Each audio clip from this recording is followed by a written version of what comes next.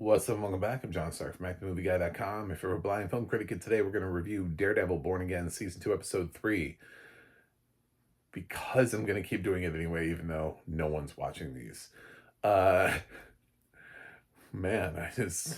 the amount of people online seemingly attracted to this show has gone way down. Even with the promise of Jessica Jones, don't you all at least want to know if Jessica Jones has showed up? We get Jessica Jones back this season, guys.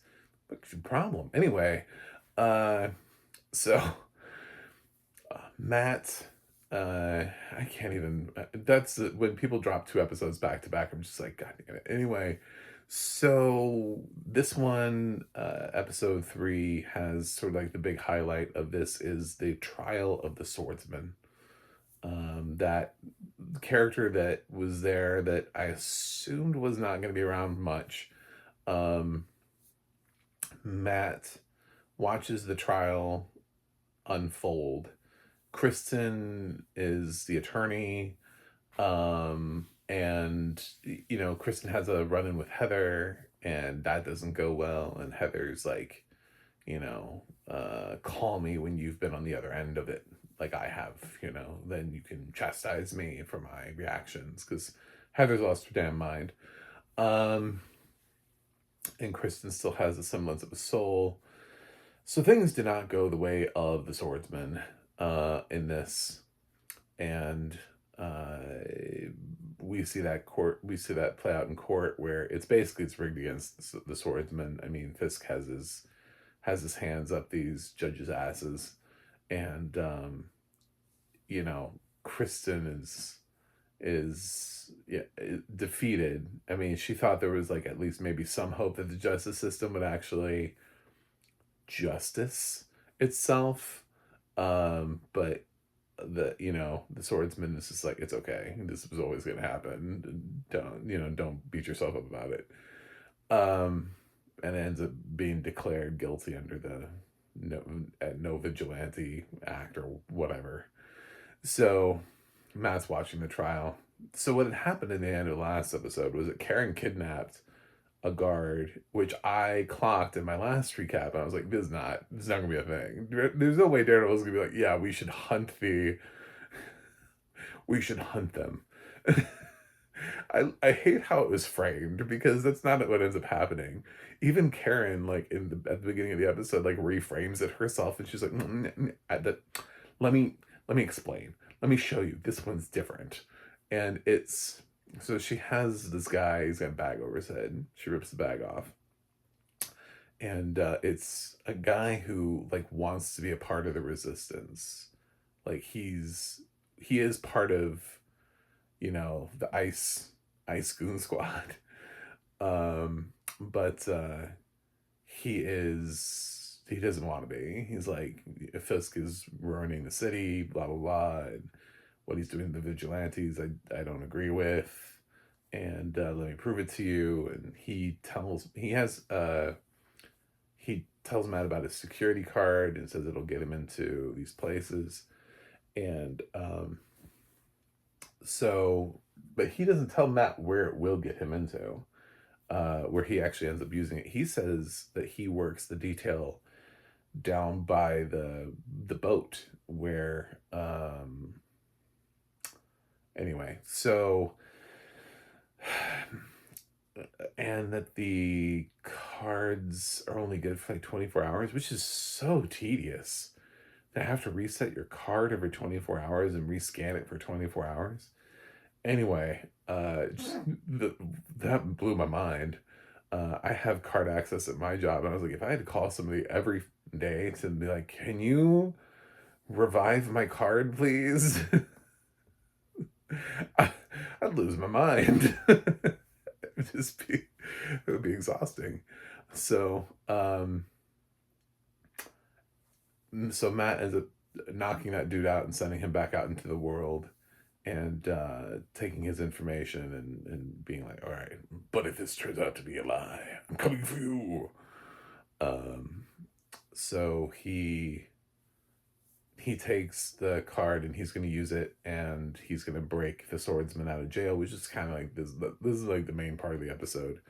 So Matt and uh, breaks into, well, first he has to go to Kristen because Kristen was allowed in so that she could meet with her client, but they made her wear like blackout glasses so she couldn't describe the place by sight. Not a problem for Daredevil. So it shows him like going through like all of the things that she described that she could hear. I thought this scene was going to be a little bit weirder because she was like drunk. So I thought there was going to be at least some joke of the fact of they decided to interview her when she was wasted. So the things that she remembered would probably be a little bit funky. And I thought Matt was going to run into something where it was like, wait, did Kristen get this right or was she drunk? You know, like that kind of thing. So, but he's able to infiltrate the facility and be a badass and kick a lot of ass and free the swordsman, who also is a badass and kicks a lot of ass. And then they free everyone else who's in there and run out of the anybody else who's been kidnapped by ICE in this thing. I'm just gonna keep calling them that because basically, let's be honest, that's what you're thinking too. So they escape and run fleeing from the facility. There's a truck outside that Karen's waiting outside, and she runs into White Tiger Jr., the girl she's like, I came to help. I can't just sit around and not do things. I do not like this actress in this role. I'm sure she's fine. I want to be careful because I don't know how old she is. However, I do not. I don't get it. I don't understand the cat. I'd love to sit down if I had an interview room. If I had a podcast, I'd be like, and here's me interviewing the casting director of Daredevil Born Again. So, let's talk. What were you thinking? Um, so,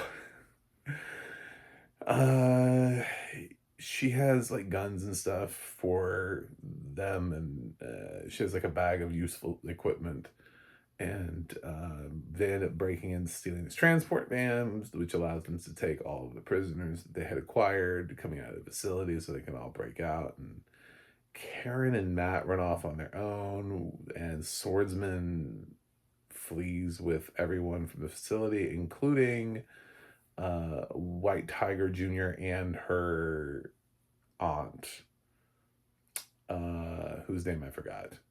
But yeah, she got rescued out of the facility too, even though she's definitely not a vigilante. This is not what she is. So what was Fisk up to this episode? Honestly, not much. He has some like light disagreements with some people, but truly like not much. There's just this, like it's a lot of him being upset, working behind things and trying to maneuver chess pieces. Their big set piece was this breakout. Like that was the thing. They also wanted to show the trial. That was another big set piece for them. So that was kind of the focus of the episode. Remember, Daredevil Born Again doesn't go for like the full hour. It only goes for like 40 minutes. It's like if they wanted it to, it could be on television with commercials. It's that length. So it's very manageable. Bullseye, I think this is the episode where he shows up at the church and asks for absolution. I do believe, because I watched 2 episodes back to back, I think that happened in this episode. So he wanted to pray to, but he asks it in a way where it's like there's somebody that he normally prays with that wasn't there, and there's just some guy. So there was sort of this like glimmer of Bullseye being like, well, maybe I'll kill this guy instead. But it's like, then what about where's Sister Rachel or whatever you came here for? Because there is actually a sister name that, and she's just not there at the moment. You know what I'm saying? So I didn't get the vibe of what Bullseye was trying to accomplish in that situation, but I'm gonna take him at his, maybe he does actually need to pray and have his sins absolved. So, whatever. Um, Vanessa still seems to be having thoughts and dreams about life. We'll see where they go with that. I don't know where Matthew Lillard went. He was introduced in episode 1 and hasn't been in 2 or 3. So looking forward to more of him in the future. But Gandolfini, what's his character's name again? Michael Gandolfini's character and BB still are. I mean, there's another video that comes out about Kingpin that we see up at the top of this episode. Another one of those deep fake things. And Gandolfini's character, whose name I've forgotten in this moment, tries to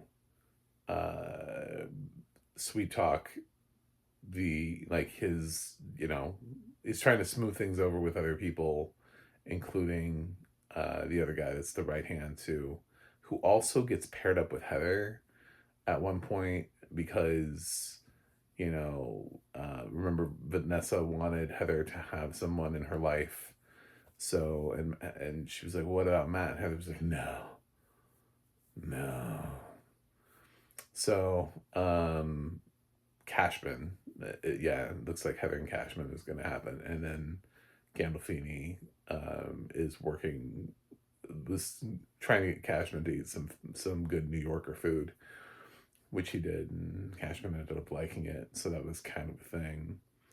There's no Punisher in this episode, and there's no Jessica Jones in this episode, which is still disappointing. They're saving them for later. I also kind of wonder how it's going to happen anyway, that the Punisher goes from here to the new Spider-Man movie.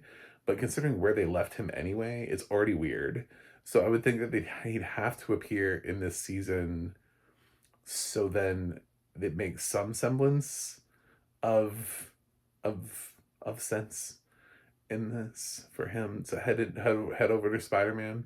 Anyway, that's it. That's what I remember from this episode. But yeah, the if you're like, why should I watch the breakout, is by far the most interesting thing that happens here. A lot of fighting and combat.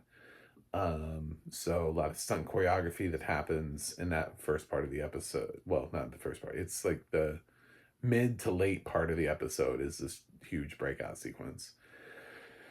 So I noticed White Tiger Jr. isn't fighting a whole lot. I wonder if she will. I wonder if the power of the medallion will beseech her to get into combat. We'll see what happens. But anyway, I'm still hovering in like the low 8s in this area. That's where my score would be right now on Rotten Tomatoes. So I think we've improved over season 1. I still feel that vibe.